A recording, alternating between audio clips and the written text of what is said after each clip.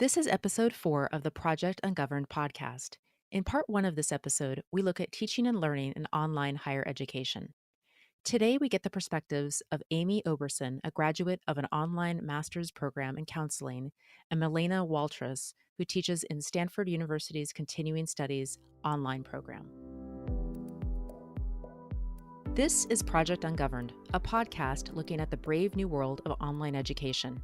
New ways of learning, new ways of teaching, and the promise of unprecedented access to education. The boom in new education technology has sparked a gold rush, attracting new companies, global institutions, and investors. But who creates the rules of engagement, and who enforces them? Is online learning ungoverned? I'm Nicole Harkin, an award-winning writer and former good government analyst. And I'm Dr. Kim Oakes, an education strategist specializing in EdTech and international education. Together in this 6-episode podcast series, we talk to educators, learners, visionaries, and pioneers in online education from across the globe to look at the possibilities, challenges, and governance of online learning. Will online learning revolutionize educational access and opportunity? Or will it accelerate a downward spiral in educational quality? And what role will governance and related issues such as accountability, transparency, and inclusiveness play in determining the outcome? Join us as we explore the landscape of online education. Welcome to episode 4, in which we look at online higher education. For context, according to the 2017 Distance Education Enrollment Report, nearly 30% of students enrolled in U.S. degree-granting higher education institutions take at least one distance education course during their degree program. Amy Oberson, who completed an online master's program in counseling, explained to us why she decided to pursue her degree online. I was working in a federal government job, and I feel like I kind of maxed out my job as a psychometrist. I was doing psych testing. So I knew if I wanted to do anything else in the mental health field that I needed to go back to school. I was trying to think of like, how do I go back to school? And with my main job still being a mom and taking care of my kids during the day. So that was probably the biggest factor that led into that and about going to school online. The second was obviously affordability. I had just quit my government job, so we were living in DC on a one-income salary. But affordability was obviously a key thing for us. I started looking into online programs just to see if it was even a possibility. So I found out to be in DC, to be licensed as a therapist, I needed a 60 credit program. So I started looking at programs that way. At the end of the day, Amy realized that she needed to make sure that her online program fulfilled the licensing requirements needed to actually work as a therapist in DC, which apply to all aspiring counselors pursuing degree programs at any institution of higher education. She then explained to us some of her concerns and reservations about doing an online program and how she selected her online university. My biggest question with doing an online program for counseling was, it's such a field that is about people. And I was worried about taking online courses and lacking that people interaction during my studying. So I was looking over the program, the syllabus, and I noticed that 3 to 4 of the classes have to be on campus. So that was a big hiccup. And I was like, well, how does that work? Basically, I feel like people like me are in my situation. So they have it where you go and take a class on campus. They call it an intensive. So I would pick a week, whatever the class that I needed was available. And I tried to book them during holiday weeks, like Columbus Day week, or another day where I knew the kids didn't have, 5 days of school, that I could go down for the week. It was kind of like a business trip. So we'd have class from like 8 or 9 to like 5. And then we would have like evening work to do. And a lot of that was more hands-on classes, whether it's counseling techniques or group or, diagnostic and interviewing. We would practice on each other, videotape in the evenings, that kind of thing. So all that, I was like, man, this is online stuff is pretty great. The solution Amy found was an online program with intensive on-campus sessions. Such blended or low residency programs have become common offerings at online graduate schools, particularly in fields such as counseling and education, where future employment involves working with individuals. This need for in person interaction with peers is something we've heard before, such as in our previous episodes with Emily Smith Garing in the field of social work and with Quest Alliance in their blended learning programs to train teachers. Amy also told us about her personal experience with the application process. So I had done my undergrad and I finished back in like 2004. So I was just kind of playing around on all the different schools' websites that I was noticing. And, there's always that link, hey, click here for more information. And I clicked on that. And next thing I know, I got this email saying, hey, congrats, we accepted you into our program. And I was like, what?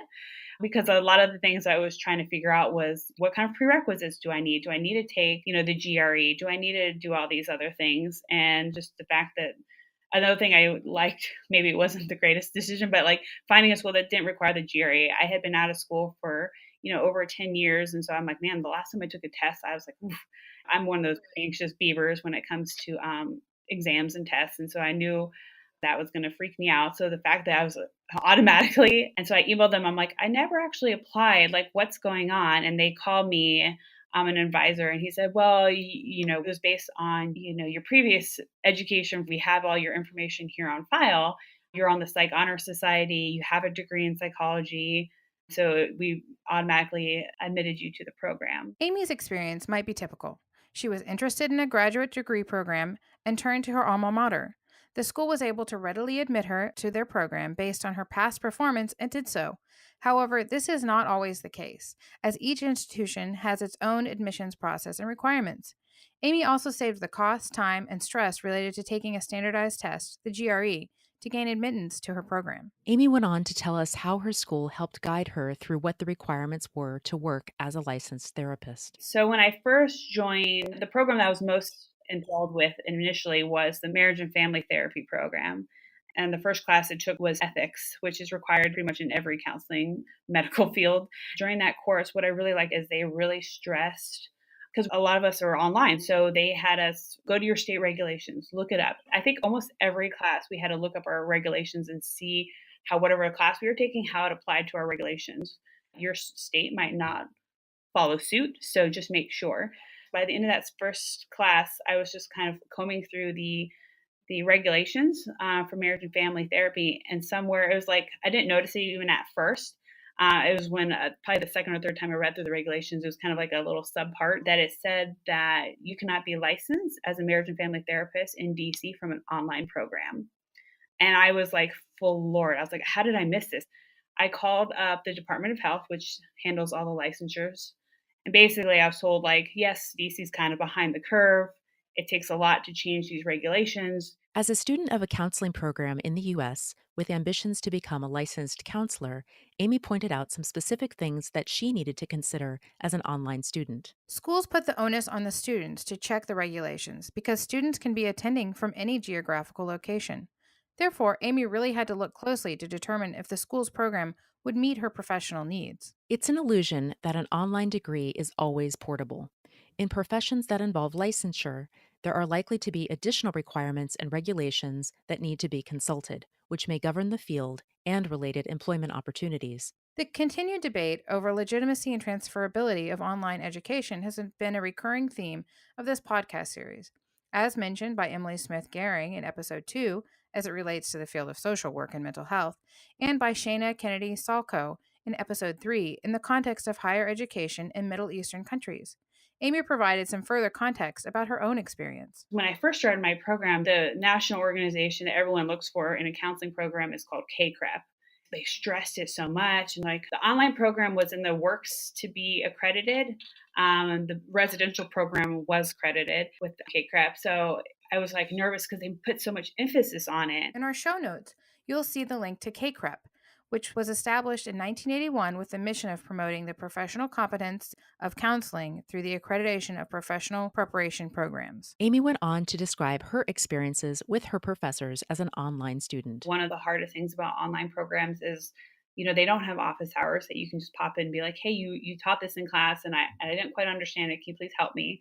We had the ability to like ask our professors or call them or email them should we need it. But it was always hard because you knew that they weren't necessarily always available during the day when I was particularly doing my homework. When I was emailing them during the day when I was studying, they might email me back tonight or tomorrow, and I have to kind of be okay with that. And sometimes people, are, more type A and they want answers more quickly. Like, I'm doing this now. I want the answer soon. So you didn't have as much flexibility in that. They just weren't available. Yeah, I hadn't been in school in a long time, but like, what I remembered, I was like, oh my, they always had office hours and I knew when I could go to them, and not having kind of that structure was a little more challenging. I think that was the hard part, was just like kind of dealing with like them having other jobs and like knowing how to get help. Of course, graduate school is a time when students are required to be more independent. However, Amy describes the isolation that can come with online programs. She goes on to add some examples of how the students self organize to support each other. There's some people who are kind of on the same trajectory that I was. So some of our classes, we did like videos, like kind of like a Skype. We would get online at like a specific time at night and we would all be on class together. And so we would have like faces, we would have names, and then we could email. So a lot of times we would resort to like emailing each other in addition to the other advantages, right? Like, we created like such a community as relying on each other and having the same classes with very similar people. I mean, there's always other new faces. So that really helped make it kind of like, even though it's an online program and you feel like you're just kind of like floating in the abyss, it kind of helped you make it feel like more of like, hey, we're in this program, we're in it together, kind of like what you would envision for any type of, grad program. Despite the geographical distances, these students created an online community that became an important source of ongoing support. This was not organized by the university, but self organized in a way that was most convenient for the community members. In Amy's case, at least 3 of these relationships carried on beyond graduation and the completion of her program. Amy went on to describe her online classes, starting with class size and overall structure. No more than 20. The intensives, when I did them on campus, were larger. So, because the class would be offered, a few times during the year. So, there's limit on attending those. So those were more like a lecture size. So it'd be like 100. So those would be bigger. But most of the online classes were smaller. It's usually a very select few, handful of people that do start the program and in together. But yeah, some of the disadvantages were definitely like, you might have different people in your classes, and not knowing like who's the best person to talk to. What Amy describes here is different from a traditional university cohort model, where people typically start at the same time and progress together through the program.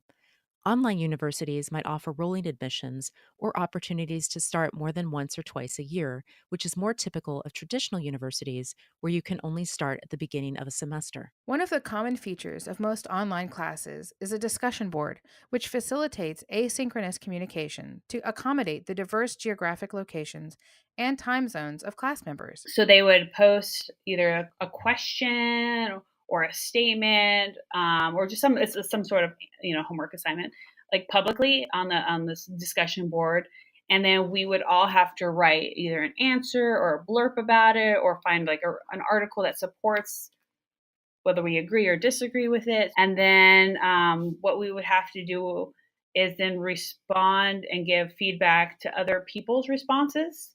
So that was like really something I had to get familiar with, is like being able to accept feedback, because we had to do it in almost like every class.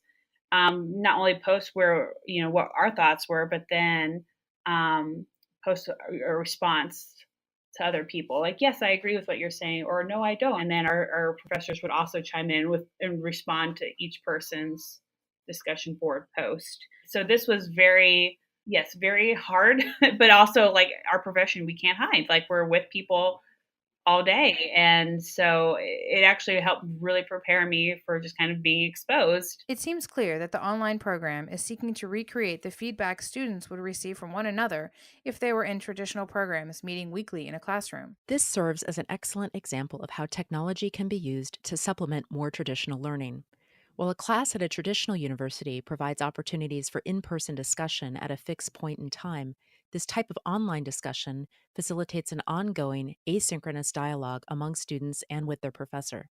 Text chat capabilities make it possible for students to provide feedback directly to one another without interrupting each other. As Amy realized, this exchange of feedback from her peers was an important part of her learning to prepare for her work as a counselor. But what about the assignments and the feedback from her professors? There's ways that they could edit your paper online. I sometimes felt like they didn't have time to give us the feedback that we would have gotten if we were there in person. So if we had like a big paper due, they had to give them back to us within the week.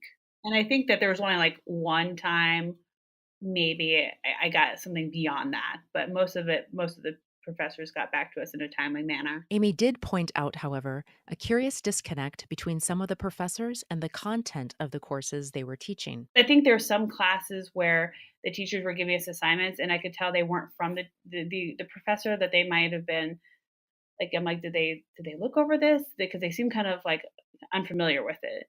And so that happened a few times with different teachers. It was just an impression that I got, that it was more they were just kind of like, oh, I got this course, let's start it. I'm just kind of there to kind of guide it. When we look at online higher education from the administration and governance perspectives, as we'll be doing in the next episode, we'll see that the process of course development and quality assurance at online universities can vary.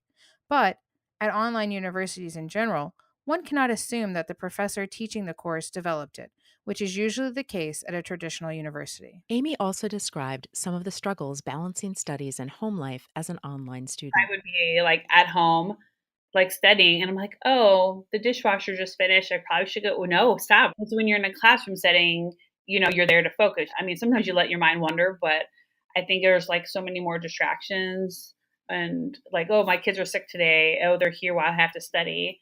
I mean, and then I always felt like I had to like use my evenings and weekends to study as well because the classes were 8 weeks. And then, like, say I had something going on that week and I couldn't study as much.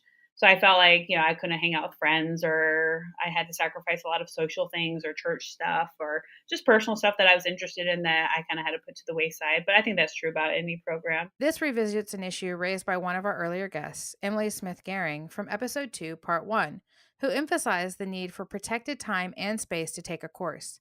This can be particularly challenging at home. Finally, we asked Amy how relevant and applicable her online degree was to her current work as a counselor. I sometimes feel like, we were given all this knowledge, but then I wish I had like more like techniques, what kind of more things in my back pocket that I can utilize when I'm in session.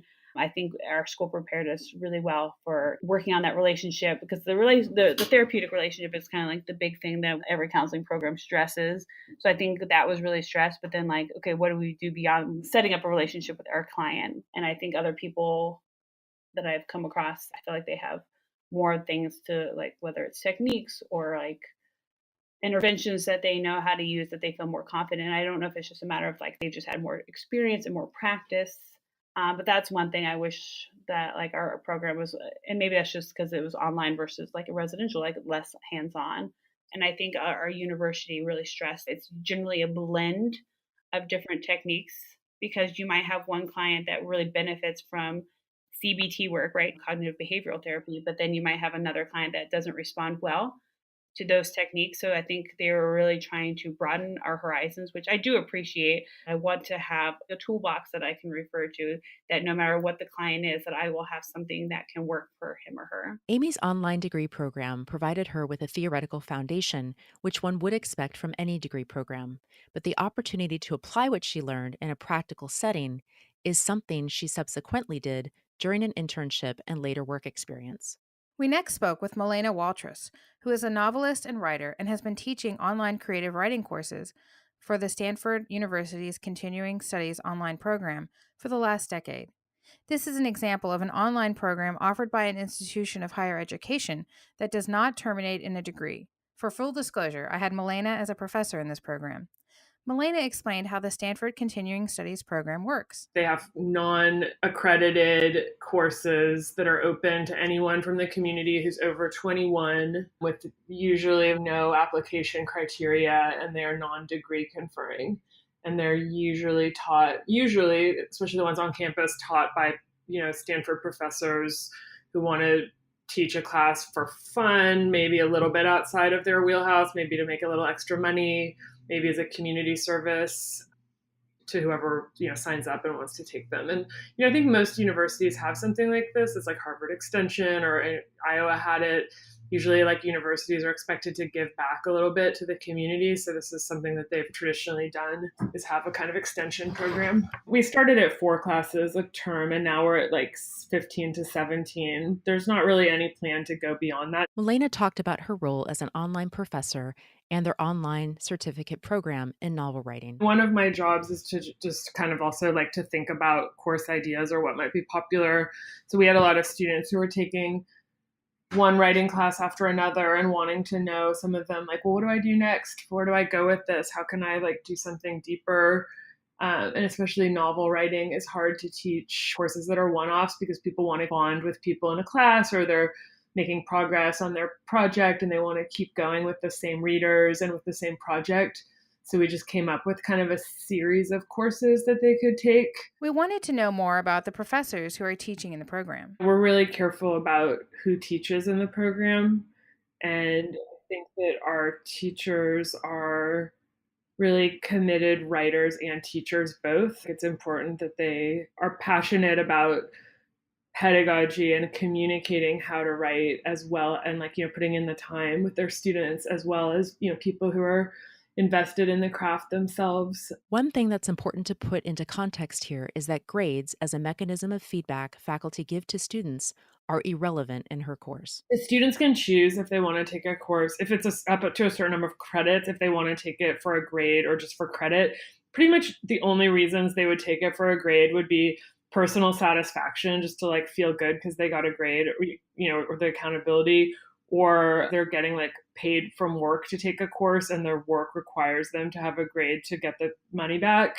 Since it's a non-accredited program, the grades really don't mean anything. It's for personal enrichment. It'd be like getting a grade at a YMCA painting class. Even from the professor's standpoint, like, we know that the grades don't mean that much. It's not like when you're teaching undergraduates and this is actually on a transcript that they might use. We asked Milena about any regulatory or governance related issues she has had in the classroom. We have issues with the laws, and it's not laws and regulations. I mean, we have had stuff come up which is like unexpected and sort of interesting and challenging, like legal issues, that I think would probably apply to an in-person class too. But it's stuff that's come up maybe just as we like move into this moment in time, and especially around like First Amendment issues and protected speech.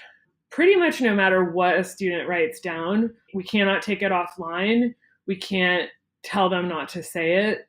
We pretty much cannot kick a student out of class. And that is a surprise to a lot of our new instructors.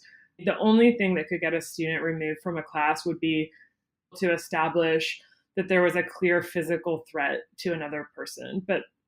And I guess, you can respond by talking about hate speech. I mean, the fear is that the same people who might post inflammatory or divisive things might be the ones who would then take it to court. And the lawyers at Stanford have been very on top of this. And we have always, whenever there's been an issue, the response is like, you have to take it out with more speech. There has to be like a written record.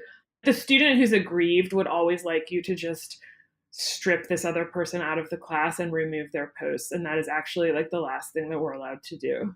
This doesn't happen often, but 1 out of 20 classes or something, suddenly somebody is there who, so it's been an issue occasionally. Milena explained that the introduction of Zoom, a web conferencing system, into class discussions enabled students to see each other's faces weekly and helped to mitigate extreme behaviors in the classroom. Milena also addressed the positive technological developments that have helped to make discussion a more important part of learning online. When you think about the stuff that we used, it seems so old-fashioned and clunky, like do weekly text chats where we would like type questions and answers. I used to cook dinner while I was doing those chats because it would take so long to get questions in that I could like chop an onion while I waited. I feel like as technology gets better, it becomes less visible. So I feel like the goal is for the technology to keep getting more and more streamlined so that like everyone can do what they want and not have to like be aware of the way that they're doing it. As we'll discuss in episode 6, when we look at enabling technologies such as artificial intelligence and blockchain, more streamlined learning solutions are becoming possible. Milena pointed out, however, that some educational technologies, such as the MOOCs or massive open online courses, are not appropriate for programs such as creative writing. I feel like they were like this big shiny promise that a lot of people are disappointed in. I mean, I think it's great if like some rural villager in Bangladesh can take an engineering course, and I think that's awesome as an idea. And I love the idea of like accessibility and stuff. And I'm sure there are some subjects where by watching a lecture and like doing exercises, you could learn a ton. But I think it works better for like sciences or just things where you're getting like a big lecture and reading and really can just do work on your own. I feel like for the arts where it's like a feedback driven model, it doesn't work. The thing is, like, what makes a writing class good is this one-on-one relationship between an instructor and the student, or the way that the instructor can set that up for like the classmates. And like we try sometimes to have larger format classes, but a lot of the students end up feeling like they're not really getting much out of it, because what you get is usually like a person who's paying close attention to your words and like knows you and helps your writing to improve. So, and there's really just not a way to do that where it's like the self-cleaning oven that is the MOOC. We were interested in what, from a professor's perspective, makes for a successful online student in creative writing. I think a pretty self-motivated person, like somebody who has a strong internal desire to be doing the work of the class and then uses the class to fuel that and to get, inspired and to get feedback that makes it better, but they themselves, so somebody who really wants to be there. Finally, we concluded by asking Milena about the differences between in-person instruction and teaching online. I mean, I can end with this, which is that the biggest difference I see with our, between teaching in person and teaching online is that when I would teach in person, I would teach like a 3-hour workshop. And I would spend 3 or 4 hours that day beforehand getting ready for it, and maybe like 2 hours of commuting. So basically that day was consumed with that class. And when I left, I would feel exhausted, but happy. And I needed like 5 more days to recharge before doing that again. And online is much more like consistent and steady wins the race. Like we tell our teachers that they really should be in the classroom at least a little bit, like 5 days a week. Like if you get away from it, and I think this is true for students too, if you can't really just like check in once a week and do your work and then come back a week later, like it's sort of like, it accrues. And so you have to be like more consistent. Milena brings up some good points about the differences between teaching in person and online. In part 2 of episode 4, we'll look more closely at these, along with the administration and governance of online higher education. In our discussions with Amy and Milena, we've been able to get their insights into the challenges and opportunities of teaching and learning in online higher education. When we compare teaching and learning online in formal higher education degree programs to teaching and learning in non-formal professional development programs, as we did in episode 2, there are several similarities. The legitimacy of online education still remains an issue in some fields and in some geographic locations. The governance of accredited degree programs can involve stakeholders well beyond the institutions of higher education, as Amy pointed out in the field of counseling. When prospective students look at possible degree programs, it's important to consider the context and later employability, which might include issues such as licensure. This serves as a reminder to examine relevant requirements or regulations. The 100% online format is arguably not suitable for all types of learners or all types of subject content. As both Amy and Milena pointed out, it's important for potential students to evaluate their own readiness to embark on an online degree program.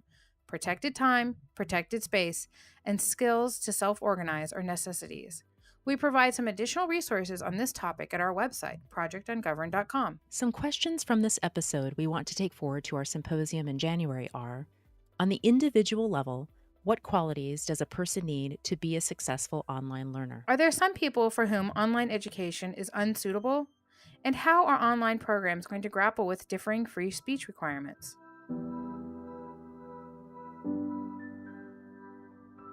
You can find the links, show notes, and learn about our upcoming virtual symposium on the 24th of January 2019 on our website at projectungoverned.com. If you're enjoying this podcast series, please subscribe, rate, and review Project Ungoverned on iTunes. That's it for episode 4, part 1 of the Project Ungoverned podcast. Tune in for Episode 4, Part 2, where we explore the governance and administration of online higher education.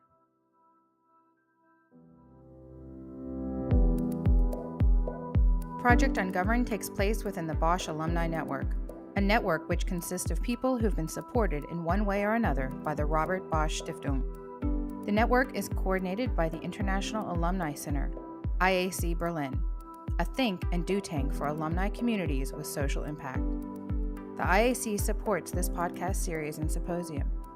If you want to know more about the power of networks, visit iac-berlin.org.